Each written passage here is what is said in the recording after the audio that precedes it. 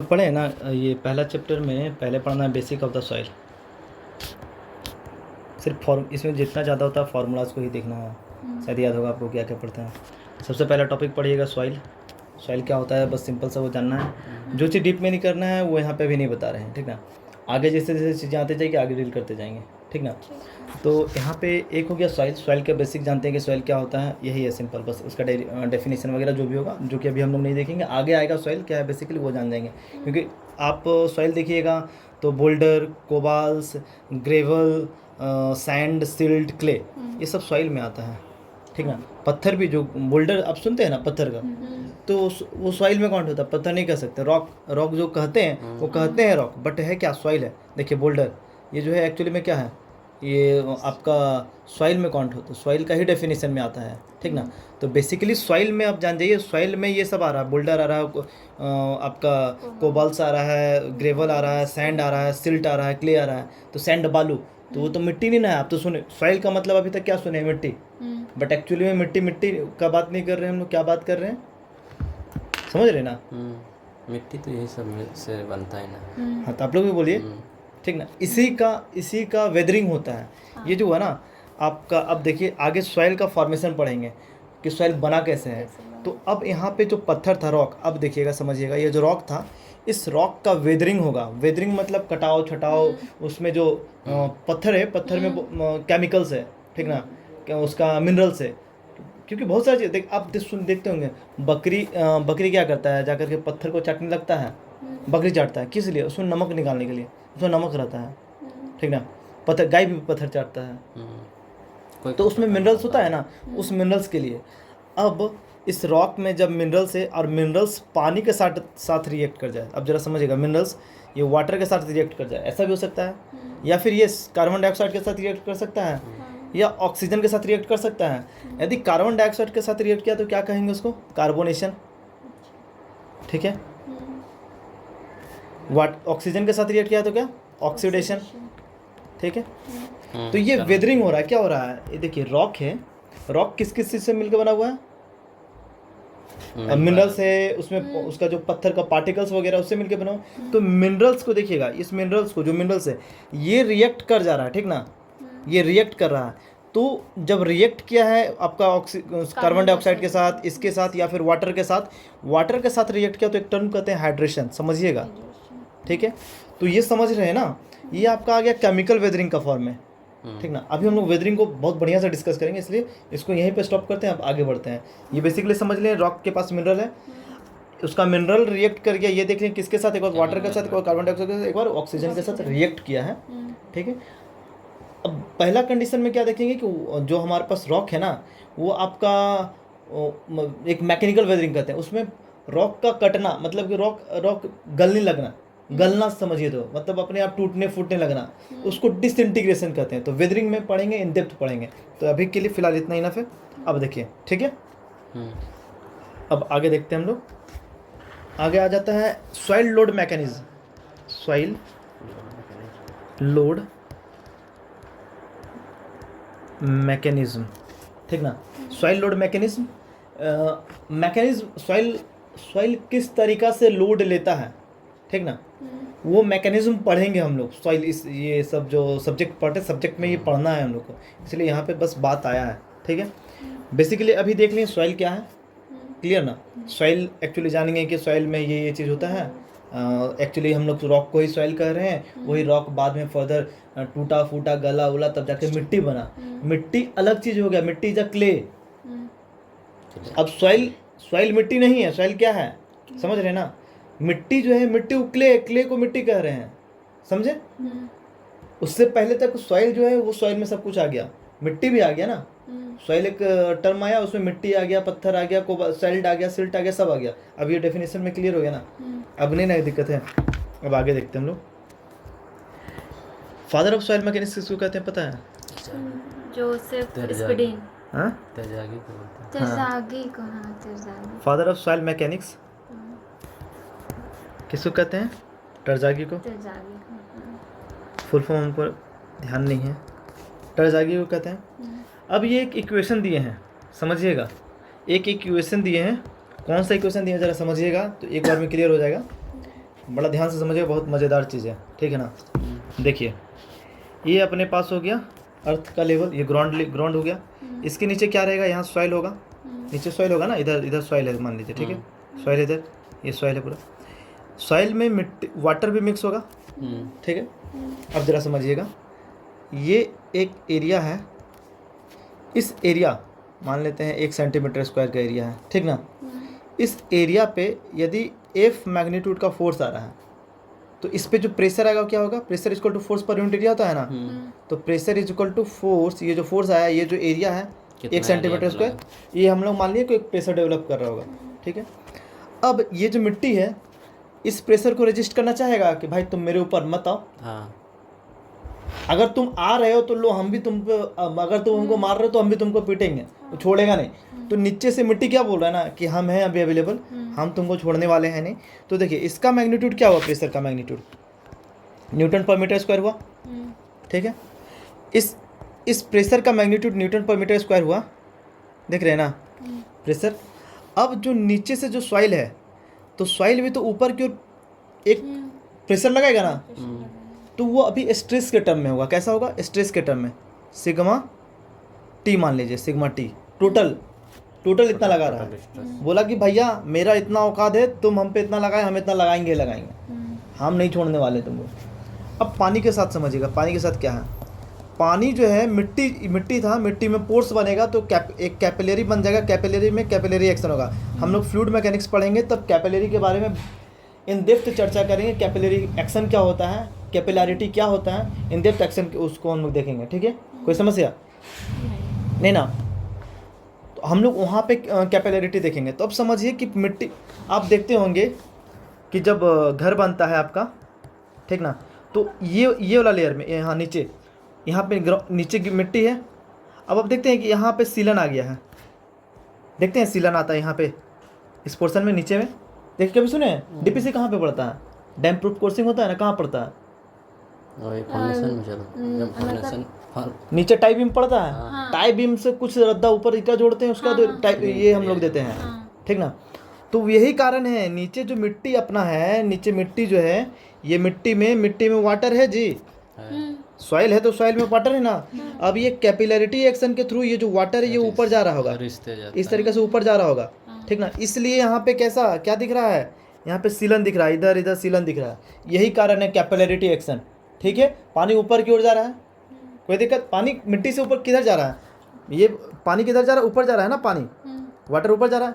अब जरा समझिएगा, इधर आइए, पानी ऊपर जा रहा है तो मतलब ये जो पानी है, इसका पानी का हम बनाते हैं, तो पानी ऊपर जा रहा है तो प्रेशर भी ऊपर की ओर लगाएगा ना, बोर नहीं हो रहे हैं, प्रेशर ऊपर की ओर लगाएगा।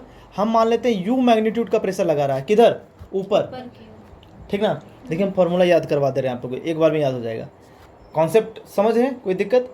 पानी ऊपर की ओर जाएगा, मिट्टी भी ऊपर की ओर, मतलब अगर ये मिट्टी था, अगर ये लोड मिट्टी है तो इस पर अगर हम ये प्रेशर लग रहा है, लोड आ रहा है, तो नीचे वाला मिट्टी जो ऊपर की ओर अपना अपोजिट डायरेक्शन में, वही हम दिखाए हैं कि देखिए ऊपर की ओर लगा, प्रेशर ऊपर की ओर दिया, मिट्टी सिग्मा टी मैग्नीट्यूड में दिया है, प्रेशर ही देगा ना, क्योंकि हम प्रेशर को ही बियर करना, देखिए जिसको बियर करना चाह रहे हैं वही लगाएंगे, फोर्स को बियर करवाएंगे तो फोर्स का बात करेंगे, बट हम लोग को स्टडी करना प्रेशर के टर्म में, सारा चीज़ देख लीजिएगा, क्योंकि हम लोग प्रेशर के बारे में पढ़ते हैं मेनली। इसलिए हम यहाँ पे जो फोर्स अप्लाई किए और उसको हम बोले प्रेशर के टर्म में ऐसा आएगा, इस एरिया में लगेगा, लग तो रहा है फोर्स, बट स्टडी क्या कर रहे हैं, प्रेशर। चीज़ें समझ रहे हैं ना, ठीक ना। एक्चुअली आप अभी पढ़िएगा एफएम और सॉम में डिफरेंस क्या है। एफएम में प्रेशर करते हैं, एफएम में प्रेशर का फॉर्मूला क्या होता है, सॉम में प्रेशर का फॉर्मूला क्या होता है, बताइए। एफएम में तो प्रेशर का वही फोर्स बाय नहीं, गलत बोल रहे हैं, सॉम में होता है। देखिए कैसे, सॉम में फोर्स पर यूनिट एरिया होता है ना, इसमें होता है रो इंटू जी इंटू एच, बताते हैं कैसे, इसको हम लोग गामा एच भी लिखते हैं, ठीक ना। अभी ऐसे लिखे हैं तो इसका मैग्नीट्यूड भी न्यूटन पर मीटर स्क्वायर लिख सकते हैं, ये भी ऐसा है। लेकिन अगर हम लोग इसमें बात करते हैं ना कि प्रेशर इज इक्वल टू, यदि हम लोग जी ग्रेविटी का इफेक्ट को हटा देते हैं तो रो एच भी डायरेक्टली लिख सकते हैं, तब जा करके हमको इसका यूनिट पता है क्या हो जाएगा, केजी पर मीटर स्क्वायर या केजी पर सेंटीमीटर स्क्वायर, जो लिखना है औसत चलेगा। क्योंकि देखिए यहाँ पे न्यूटन आने के लिए जी से मल्टीप्लाई था, यहाँ पे न्यूटन जी हटा हुआ है, देखिएगा एफ इक्वल टू क्या होता है, मास इंटू एक्सीलरेशन, ठीक है। तब जाके हम लोग को मिलता है न्यूटन। तो इसका यूनिट लिखिए, क्या चीज़ है, मास का केजी। बोर ओवर नहीं ना हो रहे हैं, समझिएगा मेरी बात को, थोड़ा क्लोज रहिए, फोकस्ड रहिए। मास का यूनिट क्या है, केजी। एक्सीलरेशन का मीटर पर सेकंड स्क्वायर। तो इसको जब हम लोग लिखते हैं ओवरऑल सॉल्व करके, तभी तो लिखते हैं न्यूटन। तो kg metre per second square is equal to क्या, इस फोर्स को हम लोग क्या लिखे थे, न्यूटन लिखते हैं ना, यूनिट। समझ रहे हैं, तो केजी है, मीटर पर सेकंड स्क्वायर है, तब जाके न्यूटन लिख रहे हैं। अब यहाँ समझिएगा हम क्या बोले हैं कि अगर हम लोग जी, देखिए एक्सीलरेशन को ए है तो ए को हम लोग जी भी तो लिख सकते हैं। यदि एक्सीलरेशन ड्यू टू ग्रेविटी का बात करते हैं, यदि ग्रेविटी की वजह से एक्सीलरेशन देख रहे हैं तो हम लोग जी भी लिख सकते हैं, कोई दिक्कत नहीं। समझ रहे हैं मेरी बातों को। तो हम लोग वही किए हैं कि जी जब लिखे तो मीटर पर सेकंड स्क्वायर इसका यूनिट होता ना, तो metre per second square unit put किए तो आया क्या, न्यूटन आया। ठीक है, अब देखिए, अब यहाँ पे यदि जी नहीं है, अच्छा हम एफएम में बढ़िया से डील करेंगे इसको फिर से, ठीक ना। तो यहाँ पे जी नहीं है, अगर दूसरा वाला बात हम कर रहे हैं इसमें, देखिए P is equal to rho h, ऐसे होता रो जी एच होता। अगर हम जी नहीं ले रहे हैं, जी को हटा दे रहे हैं, मतलब मीटर पर सेकंड स्क्वायर हटा दे हैं, ये खत्म हो गया भाई, जी नहीं है। जब ये नहीं है तो ये क्या है, ये केजी पर मीटर क्यूब है, मल्टीप्लाई विथ मीटर है, तो मीटर मीटर कट गया, मीटर स्क्वायर बच गया, तो क्या बचा, केजी मीटर पर मीटर स्क्वायर बचा। तो देखिए यूनिट को समझिए, समझे ना। चलिए इसमें हम कहाँ घुस गए, आते हैं मेन चीज़ में इधर। ठीक है, ये देखते हैं, तो ये आपका क्या हो गया, अभी तक क्या देखें, अब इधर आते हैं, थोड़ा सा पढ़ते हैं इधर, वेट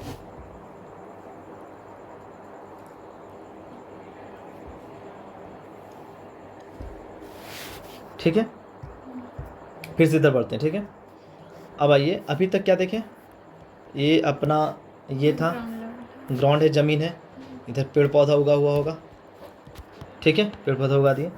इधर नीचे अपना सॉइल है, ऊपर से इस ज़मीन पे इस एरिया में मान लेते हैं एक फोर्स आया है, जो कि हम लोग प्रेशर के फॉर्म में लिख रहे हैं, तो फोर्स पर यूनिट एरिया, जिसका एरिया ये वाला एरिया का बात कर रहे हैं, यही एरिया अपना पास है। ठीक है, अब देखिए ये जो सॉइल है और इसमें नीचे वाटर भी होगा ना, अगर सॉइल का जो है, सॉइल अपना ऊपर की ओर एक प्रेशर देगा, ऊपर की ओर इसको बियर करेगा, जिसका मैग्नीट्यूड होगा सिग्मा टी। उसी तरह से वाटर भी तो ऊपर की ओर जा रहा था, अभी देखे थे कैपिलरी एक्शन के थ्रू, तो ये भी ऊपर की ओर ही लगाएगा। क्या मैग्नीट्यूड का लगाएगा, यू मैग्नीट्यूड का लगाएगा। अब देखिए टोटल ये जो हुआ ना, सिग्मा टाइप दोनों अब ऊपर ही लग रहा है, सेम डायरेक्शन में। तो इफेक्टिव क्या रहा, हमारे पास इन दोनों का जो भी एक हमारे पास एक टर्म आएगा, sigma t minus of you. ठीक ना, देखिए मिट्टी तो ऊपर लगा रहा था, अगर यहाँ से देखिए लोड इस पे आया तो नीचे से मिट्टी लगा रहा है, भाई हम भी रोक रहे हैं। पानी भी बोल रहा है भाई हम भी रोक रहे हैं, तो हम भी तेरा साथी ही है, मिट्टी को बोल रहा है। ठीक ना, तो मिट्टी के साथ वो अपना ये कर लिया। अब देखिए ज़रा समझिएगा, यहाँ पे कॉन्ट्राडिक्टरी बातें हैं, तो दोनों ऊपर के डायरेक्शन में लग रहा है ना। आप पानी भी बोल रहा है हम भी हैं, तो मतलब हम उसको इफेक्टिव में क्या लेंगे कि भैया मतलब माइनस करके चलेंगे कि टोटल इफेक्टिव मिट्टी के पास इतना ही है, समझे ना। तो वही हो गया sigma t minus of u is equal to sigma effective. तो यही इफेक्टिव स्ट्रेस एक्चुअली में सॉइल बियर कर रहा है, ये जो है ना। अब जरा समझिए, फिर से नीचे आते हैं, ये सॉइल जो देखें अभी आप, इधर जो प्रेशर लगा मिट्टी पे, इस एरिया पे जो प्रेशर लगा, इधर से जो सॉइल आपको जो दिया है एक्चुअली में सिग्मा इफेक्टिव दिया है, जो कि सॉइल के पास जो था सिग्मा टी था, और पानी जो था ये ऊपर की ओर बह रहा था, ऊपर जाता कैपिलरी एक्शन के थ्रू, तब जाकर के यह सिग्मा इफेक्टिव। तो यही टर्ज आगे दिए हैं, ठीक ना। समटाइम्स आगे पढ़िएगा कि पानी डाउनवर्ड फ्लो हो रहा है तो क्या होगा, तो ये प्लस हो जाएगा, ठीक ना। तो मेन फार्मूला जो टर्जागी फार्मूला यही है, टर्जागी फार्मूला, ठीक है। इसी पे क्वेश्चन बेस्ड होता है, कोई दिक्कत। इसको याद करने का तरीका देख लीजिए, दोनों ऊपर की ओर ही लग रहा था, तो इफेक्टिवली क्या बचा, इफेक्टिव वही ना होगा, माइनस कर देंगे तो ही जो मेरे पास इफेक्टिव आएगा, ठीक ना। मतलब वही हुआ जैसे कि सॉइल में रहा, मानिए दोनों ट्रेन एक डायरेक्शन में दौड़ रहा है, एक ये ट्रेन भी इधर ही दौड़ रहा है, ये ट्रेन भी इधर ही दौड़ रहा है। ये 10 किलोमीटर पर आवर की स्पीड से, तो ये 5 के 10 से दौड़ रहा है। हमारे पास इफेक्टिव मतलब ये गैप कितना रहा, 10-5 रहा ना, तो उतना ही स्लो दूसरा चल रहा है, समझे ना। तो अब ट्रेन का स्पीड इफेक्टिव मेरे पास वही 5 ही बचा, समझे ना।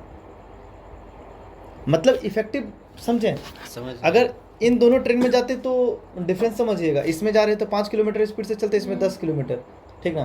तो अब पूछा जा रहा है कि अच्छा किस में मतलब चलना, तो इफेक्टिवली 5 काम हमारे पास लॉस हो रहा है, अगर किसी में दूसरा में जाते तो हटाइए, ज़्यादा ही जा रहा है, ख़त्म हो गया ना। यही था मेनली, बस यही हमको समझना था, ये हो गया। अब आगे आते हैं, एक टर्म देखे होंगे हम लोग जिसका नाम है होमोजीनियस। एक दूसरा क्या देखेंगे, सुने हैं ये सब नाम, सुने हैं जी। देखिए होमो मतलब क्या होता है, सब बराबर, सेम सेम। हेट्रो मतलब अलग। डिफरेंट, ठीक है।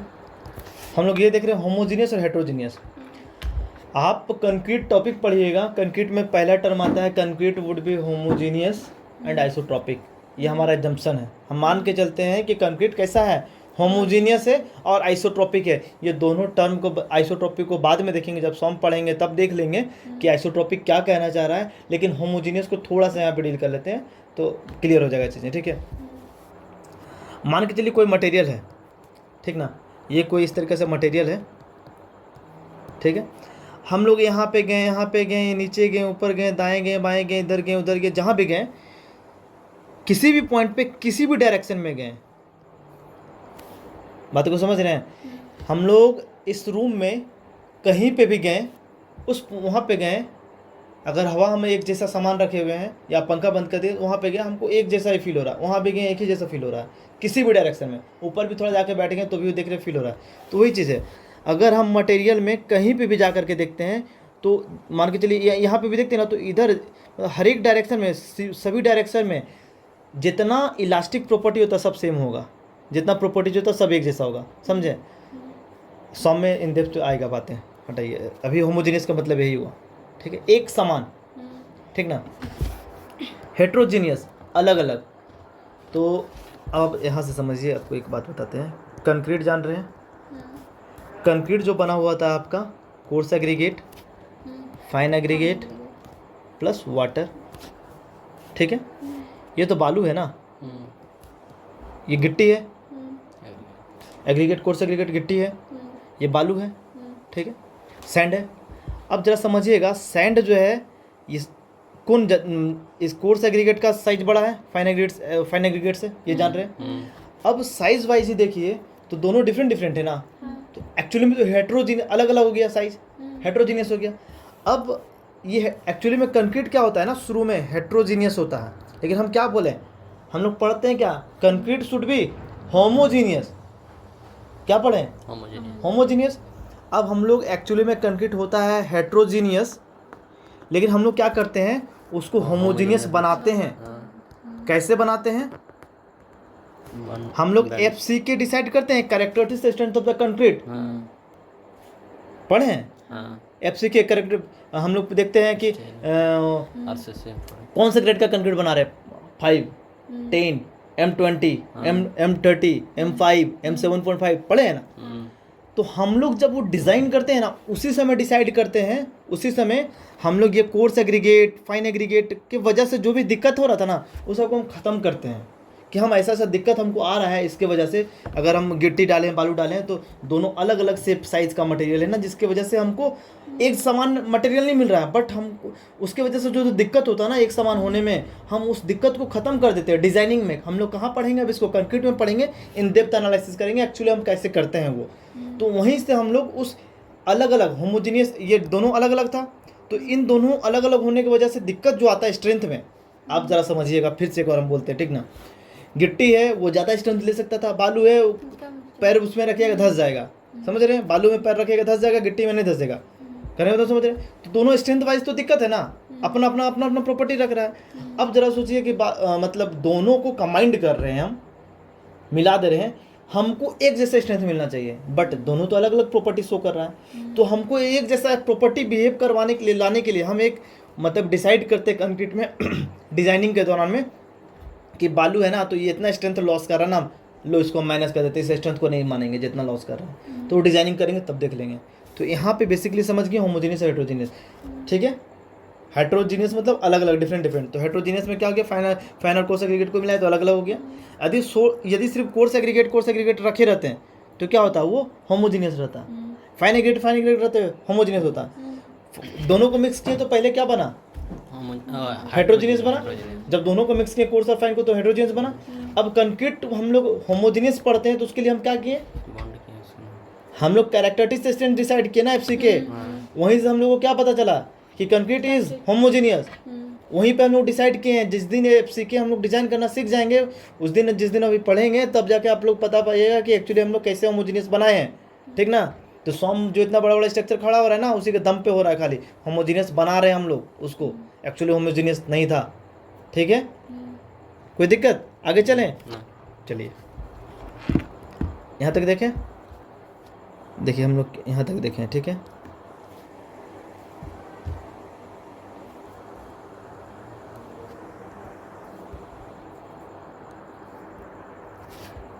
आगे आइए,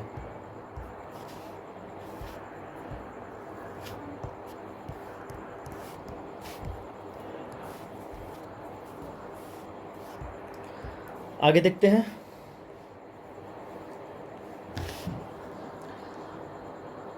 अब डायरेक्ट आ जाइए टॉपिक में।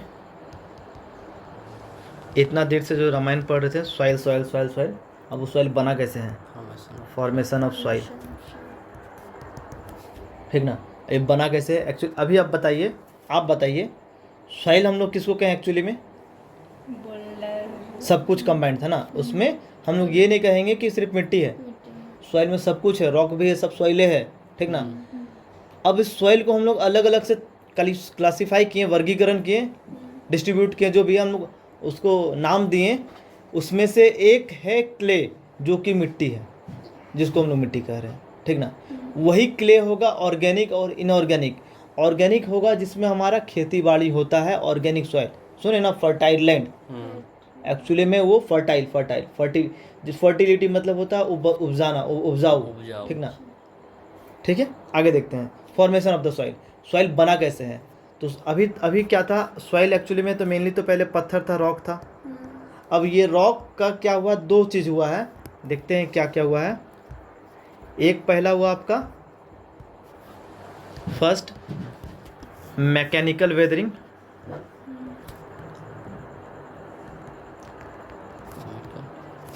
सेकेंड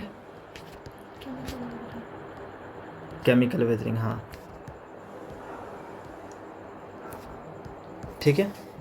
हम लोग दो तरह का वेदरिंग पढ़ेंगे, मैकेनिकल वेदरिंग और केमिकल वेदरिंग, ठीक है। अब सबसे पहले मैकेनिकल वेदरिंग में आ जाते हैं। इसी को एक और नाम हम लोग देते हैं, जरा समझिएगा इस नाम को क्यों दे रहे हैं, और इसमें भी जो नाम लिख रहे हैं वो क्यों लिख रहे हैं, वो इम्पॉर्टेंट है। इसको कहते हैं डिसइंटीग्रेशन, डिसइंटीग्रेशन, ठीक है। डिसइंटीग्रेशन वेदरिंग या फिर डिकम्पोजिशन, और लिखा हुआ ना डिकम्पोजिशन, ठीक है, डिकम्पोजिशन। जैसे समझिएगा डिसइंटीग्रेशन मैकेनिकल वेदरिंग को क्यों कह रहे हैं, इसको डिकम्पोजिशन क्यों कह रहे हैं, ये ज़्यादा इंपॉर्टेंट है। हमारे पास पहले सॉइल था, पहले रॉक के मान लेते हैं, इसी को हम लोग सॉइल कह रहे हैं, ठीक है। इसी का जो होना है mechanical weathering, chemical weathering. Disintegrate, dis मतलब तो अलग करना हुआ, इंटीग्रेट का मतलब होता है जोड़ना, क्या करना, इंटीग्रेट करना। अब जरा समझिएगा, हम लोग इंटीग्रेशन पढ़े हैं, एक्स स्क्वायर का इंटीग्रेशन बताइए क्या होता है, x³/3, हाँ इसको प्रूव करते हैं, देखिएगा। मतलब ये वैल्यू जो है ना वो बढ़ के आएगा, इंटीग्रेट मतलब बढ़ा रहे हैं, डिफरेंशिएट मतलब घटा रहे हैं। देखिए अब बता रहे हैं, x² = x³/3 लिख रहे हैं, ठीक है, यदि इसको इंटीग्रेट किए हैं तो, ठीक है। अब मान के चलिए x की जगह पर हम लोग 2 पुट करते हैं, तो 2 का 2² = 4 हुआ। आना कितना चाहिए था, x³ तो 8 हो गया बाई 3, ठीक ना। तो 3 दूना 6, और ये करके अब प्लस कांस्टेंट एक रहता है, पता है ना। तो ये वैल्यू आपको इन बढ़ करके आएगा, ठीक ना। इससे वैल्यू मतलब ये जो 2 था ना, x का वैल्यू उससे बढ़ करके आएगा, ठीक ना। जो भी है हटाइए, आगे देखते हैं। अपने पास रॉक है, ठीक है ना। हाँ, डिसइंटीग्रेशन में वो क्या हुआ, टूटेगा, ठीक ना। बस इतना ध्यान देना है, वो टूटना है उसको, उसमें रिएक्शन वगैरह का काम नहीं होना है। क्या नहीं होना है, रिएक्शन वगैरह नहीं होगा, एक दूसरे से Direct हो जाएगा। उसका मिनरल से रिएक्ट नहीं करेगा। इसमें सिर्फ क्या होना है कि या तो देखिएगा कि पत्थर ये जो पत्थर है आपका यहाँ से कट के हटने लग गया, ठीक ना, या तो क्रैक आ गया, क्रैक आने की वजह से ये फैल फूल गया, ऐसे चौड़ा हो गया, चौड़ा क्रैक आएगा तो ये क्रैक आएगा तो पार्ट पार्ट अपना टूट के अलग अलग गिरने लगेगा, इससे भी होगा तो डिसइंटीग्रेशन होगा ना। अगर ऊपर से पानी आया तो ऐसे बहा करके ले जाएगा तो यहाँ से ये वाला पोर्शन जो है, ये वाला पोर्शन ये सॉइल का बह जाएगा, ये रॉक का तो बच जाएगा कम रॉक। देख रहे हैं, समझ रहे हैं ना बात को। तो ये सब इसमें पढ़ेंगे मैकेनिकल वेदरिंग में, वो डिसइंटीग्रेट हो रहा है, तो तीनों चीज़ों में डिसइंटीग्रेशन देख रहे हैं। अब डिसइंटीग्रेशन का ये देख लीजिए एक्चुअली में क्या हो रहा है डिसइंटीग्रेशन में, वो देख लेते हैं। पहला जो डिसइंटीग्रेशन देखते हैं, इसमें पहला डिसइंटीग्रेशन का कारण क्या है। ये जो हो रहा है ना रॉक डिसइंटीग्रेट, ये पहले तो रॉक था, अब ये टूट फूट के अलग अलग हो रहा है ना, अब अलग हो रहा है तो उसका सब कारण देख लेते हैं। वाटर फ्रीजिंग, ये सब टॉपिक लिखिएगा वहाँ पे, ठीक ना। वाटर फ्रीज कर रहा है पहला चीज़, उसके वजह अभी एक्सप्लेन करेंगे कि वाटर फ्रीज होने से हो क्या रहा है, ठीक ना, समझिएगा बाद में। वाटर फ्रीज किया। दूसरा, टेम्परेचर आपका सडन इंक्रीज होगा या तो डिक्रीज होगा। देखिए हम शॉर्ट फॉर्म में लिख रहे हैं बहुत सारी चीज़, टेम्परेचर ठीक ना। टेम्परेचर सडन इंक्रीज होगा या डिक्रीज होगा। तीसरा, एब्रेशन ड्यू टू वाटर, जो कि पानी बहता है, ग्लेशियर,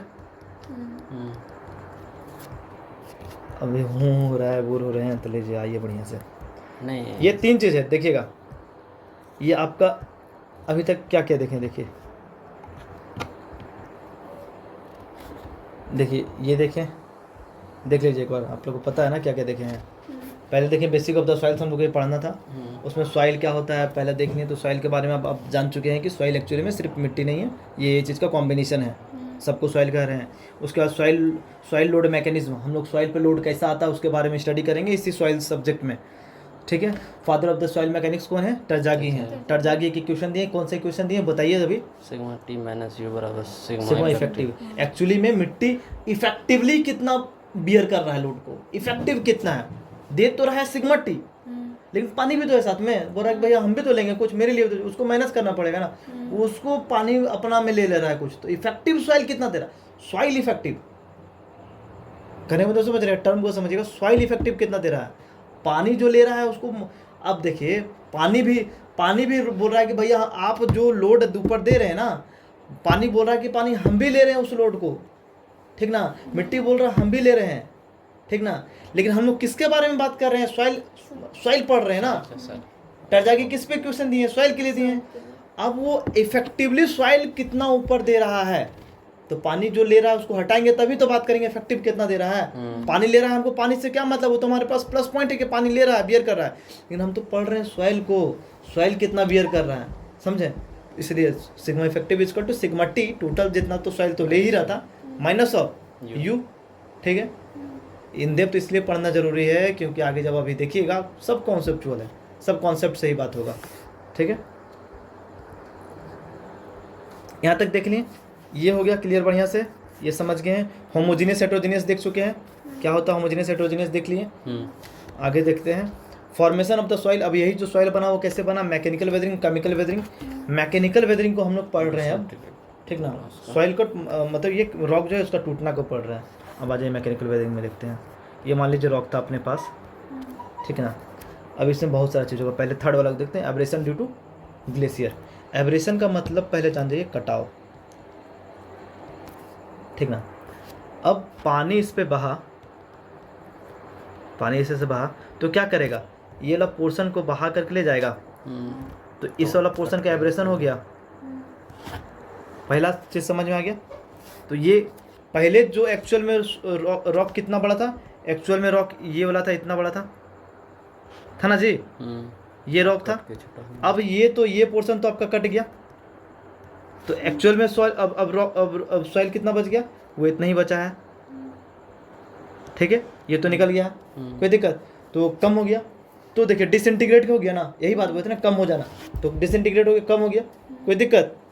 अब आ जाइए एब्रेशन वाला समझ गए आप। या तो ग्लेशियर भी जाएगा ना इससे बह करके, अगर जैसे ही पानी बह रहा था उसी तरह से यदि ग्लेशियर बहेगा, ऐसे कुछ ग्लेशियर रहेगा और ग्लेशियर बहेगा तो भी हटा देगा, ठीक है, कोई दिक्कत नहीं ना। अब आइए हम लोग इसको देखते हैं, टेम्परेचर का सडन इंक्रीज और डिक्रीज। यदि मान के चलिए सॉइल था, सॉइल का पार्टिकल यहाँ और यहाँ पे होगा, कुछ दूरी में हम लोग अभी इनिशियली मान के चलते हैं। अब यदि टेम्परेचर इंक्रीज करा, आप किसी चीज़ को गर्म कीजिएगा तो क्या पार्टिकल्स दूर भागना चाहेगा, भैया हम पास में नहीं रहेंगे, आप हमको एक्सटर्नल हीट दे रहे हैं, हम दूर दूर जाएंगे, हम दूरी मेंटेन करेंगे। ये भागेगा, बोलेगा नहीं हम इधर जाएंगे, हम इधर जाएंगे, ये दूरी मेंटेन कर लिया। तो क्या हुआ, एक्सपेंड किया, तो रॉक एक्सपेंड किया। तो अगर ये दूर गया मतलब क्या हुआ, टेम्परेचर इंक्रीज किए हैं तो रॉक एक्सपेंड किया। वो किस लिए क्या, क्यों जब टेम्परेचर इंक्रीज किए तो क्या हुआ, पार्टिकल डिस्प्लेस किया है, ठीक है, दूर गया है ना, दूर का लिख देते हैं, समझ जाइएगा, ठीक है, ठीक है। आपका पार्टिकल एक्सपेंड किया। दूसरा कंडीशन देख लेते हैं, जब टेम्परेचर कम हुआ है ना तो क्या होगा, जरा समझिए। तो ठंडा में लोग सुखड़ता है, अपने आप को कम ये करता है। अब आप सॉन्ग पढ़िएगा तो वहाँ पे आप पढ़ते होंगे कि भैया हम जो दे रहे हैं ना, इधर हिंज है, इधर रोलर है। क्या होता है इसका मतलब, इधर हम लोग फिक्स नहीं, यहाँ पे बोलते हैं कि यहाँ पे जो निकलेगा आर मतलब वर्टिकल आर भी सिर्फ रिएक्शन जो वर्टिकल ही मिलेगा, इधर हॉरिजॉन्टल रिएक्शन आर एस जो है वो नहीं मिलता है। बट इसमें क्या हुआ कि आर वर्टिकल ही मिल रहा है, आर हॉरिजॉन्टल ही मिल रहा है। मतलब क्या हो रहा है समझ रहे हैं, ये जो मेंबर है ना, ये क्या है, एक कुछ भी मेंबर हो सकता है, स्टील का गर्डर हो सकता है, तो कुछ भी, तो ये इधर नहीं जा सकता है क्योंकि देखिए आर एच है यहाँ पे अवेलेबल, ठीक ना। ये बोल रहा है कि भैया तुम इधर मत आओ, हम नहीं आने देंगे, ये रेस्ट्रिक्शंस लगाए हुए हैं। ये तो नीचे तो नहीं जा सकता ना क्योंकि यहाँ पे एक हिंज सपोर्ट है। तो देखिए हिंज सपोर्ट में एक दो मिला, एक वर्टिकल मिलता है, एक हॉरिजॉन्टल भी मिलता है। बट यहाँ पे क्या देख रहे हैं कि हॉरिजॉन्टल नहीं है, मतलब ये जो है ये इधर जा सकता है, समझे। तो गर्मी का दिन में अभी क्या देखें, गर्मी का जब टेम्परेचर इंक्रीज किए तो रॉक एक्सपेंड किया, उसी तरह से हर मटेरियल एक्सपेंड करेगा ना। तो गर्मी के दिन में ये इधर की ओर जाता है, ये वाला बार, ये जो आपका रड है ये आगे की ओर बढ़ जाता है ऐसे। ठंडा के दिन में क्या हो रहा है, ये रड ठंडा के दिन में ये ऐसे सिकुड़ रहा है, ये इधर की ओर जा रहा है ठंडे में, और गर्मी में इधर जा रहा है, ठीक है, एक्सपेंड कर रहा, कॉन्टेक्ट कर रहा है, चीज़ें समझ रहे हैं ना। तो ये इसीलिए हम लोग क्या करते हैं कि यहाँ पे रोलर सपोर्ट पड़ा हुआ, देखिए ये रोलर पड़ा हुआ है, तो ताकि ये जो है एक्सपेंड कर पाए और कॉन्ट्रैक्ट भी कर पाए, ठंडी में इधर जा पाए, ठंडी में इधर आए, कॉन्ट्रैक्ट करे, गर्मी में इधर जाए। कोई दिक्कत है ना, ज़्यादा लंबा नहीं ना हो जा रहा है, ठीक है। तो अब क्या होगा, ये पार्टिकल जो है आपका नज़दीक गया होगा कुछ इस तरीक़े से। तो अगर टेम्परेचर डिक्रीज़ किए हैं तो क्या होगा, रॉक कॉन्ट्रैक्ट करेगा, ठीक है।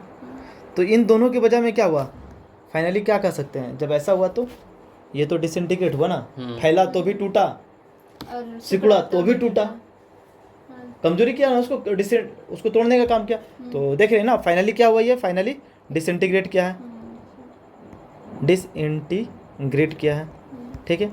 मतलब क्या हो गया, मैकेनिकल वेदरिंग हो गया, दस रहा है ना, कोई दिक्कत नहीं ना।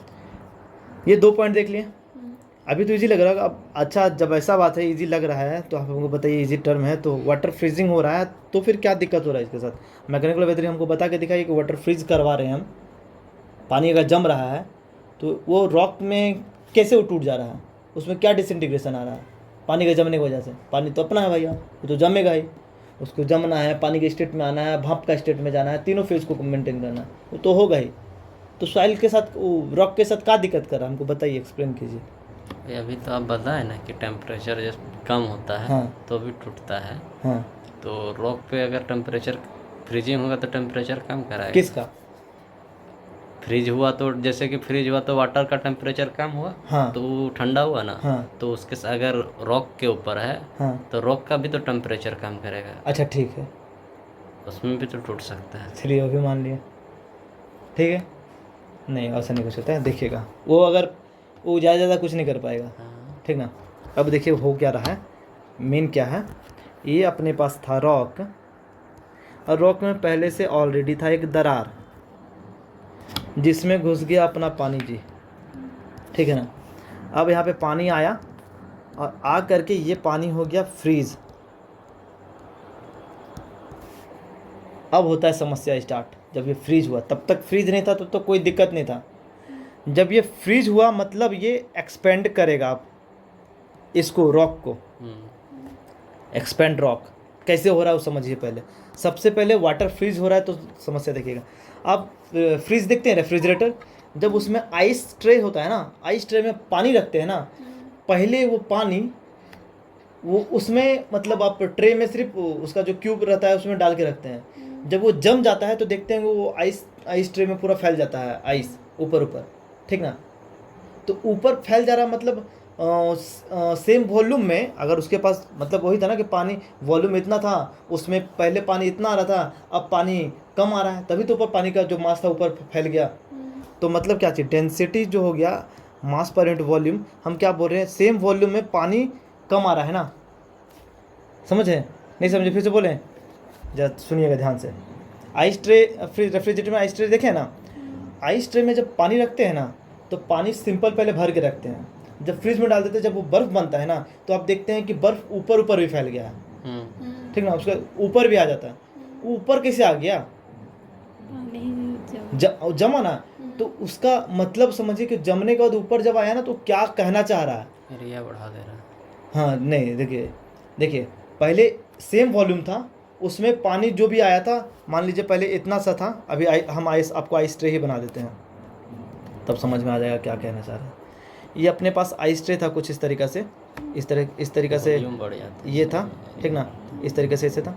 अब पहले तो पानी यहीं तक भरा हुआ था, जैसे ही हम लोग वो जमा है ना, तो ये जमने के बाद ये पूरा ट्रे पे इधर भी ऐसे फैल जाता है, ऊपर ऊपर भी आ जाता है, ठीक ना। तो देखिए पहले का मास जो था, पहले मास इतना था जमने से पहले, जमने के बाद इसी वॉल्यूम में ये तो ऊपर आ गया ना, पानी जो ऊपर आके जमा है, तो मास कम हो गया ना, समझें। पहले मास इतना था, अब लेकिन यही कुछ पानी तो ऊपर आ गया है ना। जब ऊपर अगर बर्फ़ ऊपर गया है तो जाहिर सी बात है कुछ पानी ऊपर गया होगा तभी तो बर्फ़ ऊपर बना है, अदरवाइज जाता ही नहीं। समझ रहे हैं ना कहने का मतलब, बात समझ रहे हैं।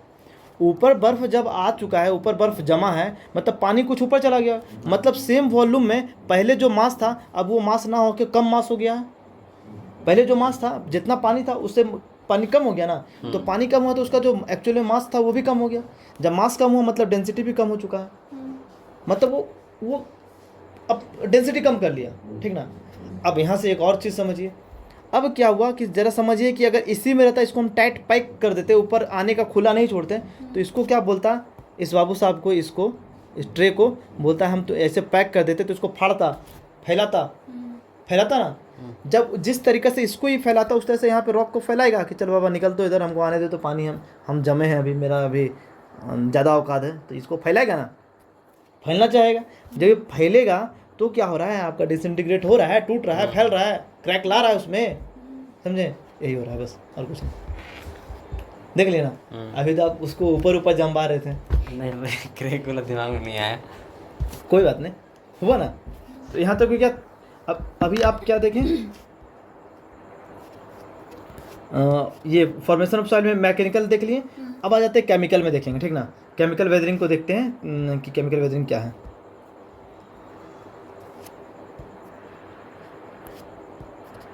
वेट,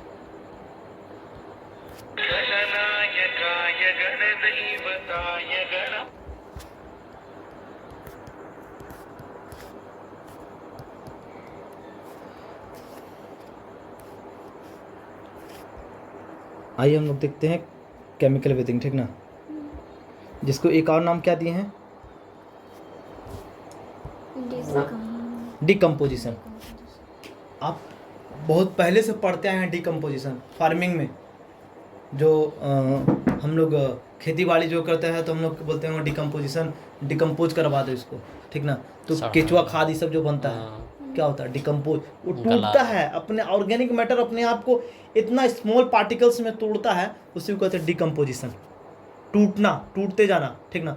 उसमें क्या हो रहा है, रिएक्शंस हो रहे हैं, केमिकल रिएक्शंस हो रहे हैं, जिसके वजह से वो डिकम्पोज हो रहा है।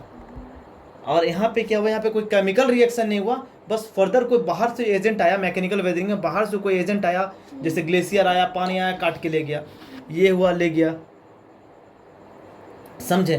तो यहाँ पे ये हो रहा है, कोई दिक्कत नहीं ना? नहीं, इसमें क्या होगा कि रिएक्शन होगा, ठीक बाहर ना? से नहीं आएगा, उसका अंदर ही अंदर, reaction हाँ, जो होगा। रॉक में जो भी मिनरल्स वगैरह है वही रिएक्ट करना शुरू कर देगा।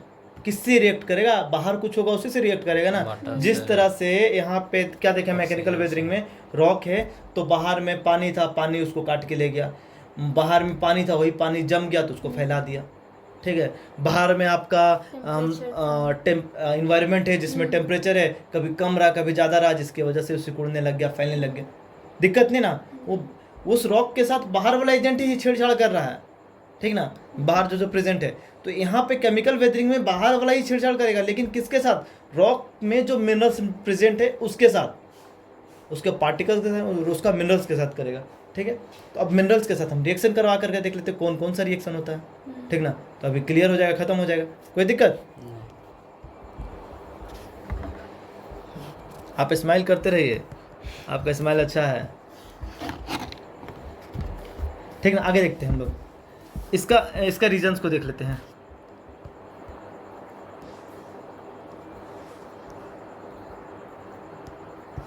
ठीक है, इसका रीजन देख लेते हैं किस किस वजह से होता है ये।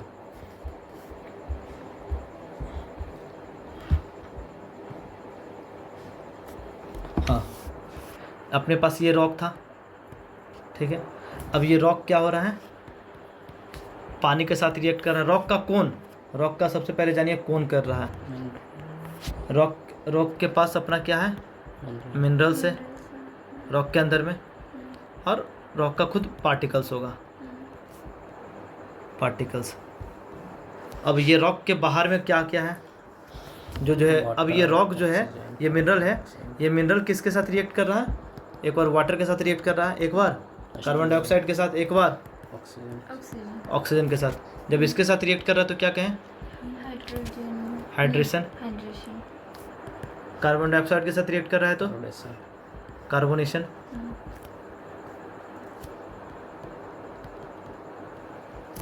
ऑक्सीजन के साथ रिएक्ट कर रहा है तो ऑक्सीडेशन, ठीक है।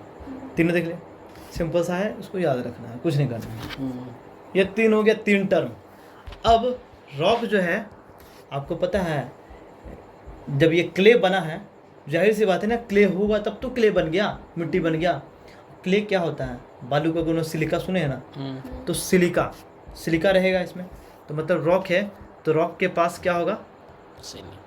सिलिका होगा, ठीक ना। और एक चीज़ आप पढ़ेंगे हम लोग, चलिए पहले सिलिका होगा ना। अब इस रॉक में से सिलिका यदि निकल जाए, इस रॉक के पास है सिलिका है, यदि ये निकल जाए, सिलिका को हम लोग निकाल देते हैं, ये निकल जाता है तो क्या कहते हैं? डिसिलिकेशन। याद रखिएगा, ये टर्म आता है डिसिलिकेशन, ठीक है। जब सिलिका बचा ही नहीं, सिलिका नहीं है तो डिसिलिकेशन। हाँ, आगे सॉइल में पढ़ेंगे कि सिलिका ना होने से क्या दिक्कत होगा, क्या नहीं होगा, बहुत सारा टर्म्स होता है, वो हम लोग देखेंगे, ठीक है। अब मान के चलिए रॉक में से, फिर समझिएगा, रॉक के पास क्या था? मिनरल्स था प्लस कुछ कुछ और था, हमको नहीं पता क्या क्या है, ठीक है। अब ये मिनरल क्या किया? पानी के साथ एक तो पहले रिएक्ट करवाएं, अब ये पानी के साथ बह गया, चल दिया उसका साथ में साथी बन के, ठीक ना। तो क्या हो गया? जब वो चल दिया तो लीचिंग उसको कहते हैं, बह जाना, मिनरल से निकल गया। अभी आप बोलिएगा जब ये मिनरल से निकल गया तो भैया ये तो होना क्या चाहिए ना कि मैकेनिकल वेदरिंग का हिस्सा होना चाहिए। अब बताइए, क्या ये एक्चुअल में जो रॉक था वो रॉक रहा? क्योंकि वो तो मिनरल्स हट गया तो वो रॉक नहीं ना रहा। जब वो रॉक ही नहीं रहा एक्चुअल में, जो था जो पहले से था, तो उसको हम लोग मैकेनिकल वेदरिंग में नहीं ना कर सकते हैं, उसको केमिकल वेदरिंग में ही जाना पड़ा, अलग वेदरिंग। क्यों? और इधर देखिए, यहाँ पे इस वाले में देखिए, इसमें एक बार भी रॉक सब, जिस समय मान के चलिए पानी जमा तो उसको फैलाया, तो भी तो रॉक वही रह गया ना, वो तो सिर्फ टूट गया है। टेम्परेचर इंक्रीज किया, डिक्रीज किया, तो भी क्या वो सिकुड़ा फैला, तो अपने आप को कम ज़्यादा किया ना, उसके वजह से क्रैक वगैरह जो भी आया तो टूटा ही है ना अभी तक भी। इस केस में भी क्या हुआ? पानी बहा करके लेके गया ना, तो अपने आप को घटाया ना, कम किया। इसके देख, समझ रहे ना। और यहाँ पे क्या बोल रहे हैं कि मिनरल्स, ये जो रॉक में मिनरल्स था वही निकल गया, तो एक्चुअल में जो रॉक था वो तो रॉक बचा नहीं, तो इसलिए हम इसको किस में? केमिकल वेदरिंग में पढ़ेंगे। सिलिका निकल गया तो क्या हुआ? केमिकल वेदरिंग का हिस्सा है, वाटर के साथ वो मिनरल रिएक्ट कर गया तो क्या हुआ, हाइड्रेशन हुआ। कार्बन डाइऑक्साइड के साथ रिएक्ट कर गया तो क्या हुआ, कार्बोनेशन हो गया। ऑक्सीजन के साथ रिएक्ट कर गया तो क्या हुआ, ऑक्सीडेशन हो गया। सिंपल सी बात है। केमिकल वेदरिंग भी खत्म हो गया आपका, मैकेनिकल वेदरिंग भी खत्म हो गया। Weathering over. सॉइल कैसे बनता है जान गए, 2 तरीका से सॉइल बनता है, ठीक है, clear. Mechanical weathering, chemical weathering. आगे बढ़े, अभी तक तो सही है, अभी तक सही। तो अब आगे देखते हैं हम लोग।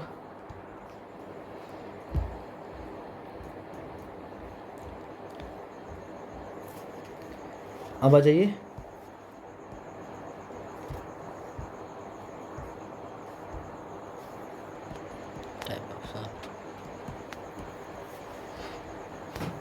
Types of soil. कौन कौन सा सॉइल होता है वो देखते हैं, ठीक है। पहला रेसिडुअल सॉइल, ठीक है। दूसरा ट्रांसपोर्टेड सॉइल, ट्रांसपोर्टेड सॉइल। तीसरा एक और पढ़ेंगे, ऑर्गेनिक।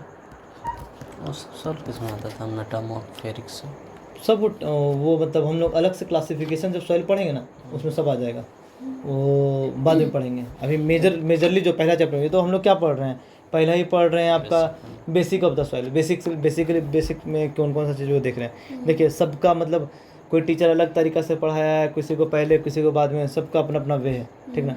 तो सब टॉपिक आ जाता है बाद में आगे चल के, ये हम लोग देखेंगे, ठीक है।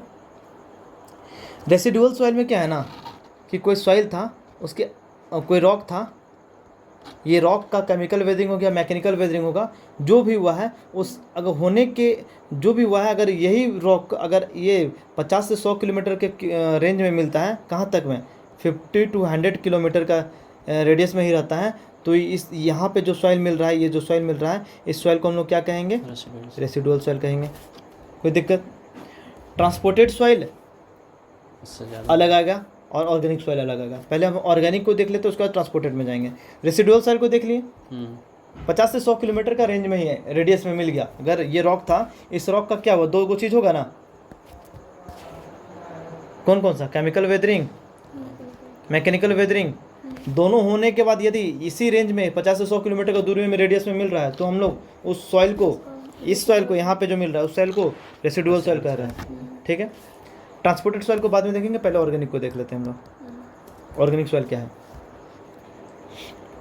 ऑर्गेनिक और इनऑर्गेनिक। इनऑर्गेनिक में आपका पेड़ पौधा नहीं उगेगा, ऑर्गेनिक में पौधा उगेगा, ठीक है। पहला चीज़ ये देखेंगे। दूसरा क्या देखेंगे ना कि आपका